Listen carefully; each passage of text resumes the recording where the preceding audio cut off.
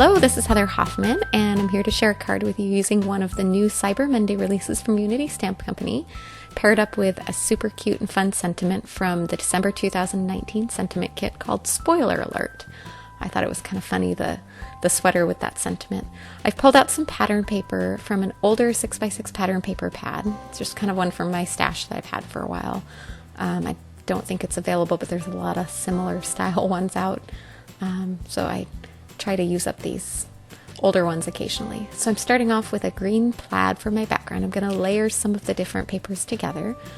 And I kind of played with some different angles to decide. At first I was just going to tuck it directly behind, and then I started looking because I wanted to be able to see enough of that green paper but also see the black. So I ended up settling on kind of an angled background there. So I'm going to tape it in place with a little bit of Post-it tape, kind of in the spot that I've picked for it, and then I'll use my paper trimmer to trim off the extra all the way around.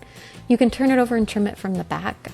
Generally I like to trim it from the front because I think you get a smoother cut on the edge by using the paper trimmer face up, but it really doesn't make that big of a difference if you prefer to do it the other way. So now that I've got that trimmed to the size of my A2 card panel, I can adhere it in place. And then I wanted to tuck a little bit of that red in there, and I thought a little texture with some torn edge would be a good touch. So I'm tearing both edges of that to get it into a thin strip and kind of planning where I want to tuck that in there before I adhere all of those layers together. This is double-sided pattern paper, and it's always so hard to pick which side to use because I always love both sides. So I kind of settled on the black with this because it needed to work, but it's always hard to let that other side go. Thank goodness for scraps, right? All right, and then that red strip, I'm kind of just making sure I have it settled. I wanted to center it with the sweater. Now I can use my paper trimmer to trim off the extra. A lot of times I'll leave it longer so I can kind of center it where I want and then trim it down where it needs to be at the end. Okay, we are almost done with this card. I left my image and sentiment all just black and white with all that color with the pattern paper. It seemed like it was just fine to leave it nice and simple. I did want to add a little more texture with some twine, so I'm going to adhere that panel to my white card base so I can wrap the twine all the way around the front. I could trim that front panel down a little bit and then mount it with foam, leaving a space for the twine to go. But generally, when I'm using it on a card front, I just like to wrap it around the entire front of the card.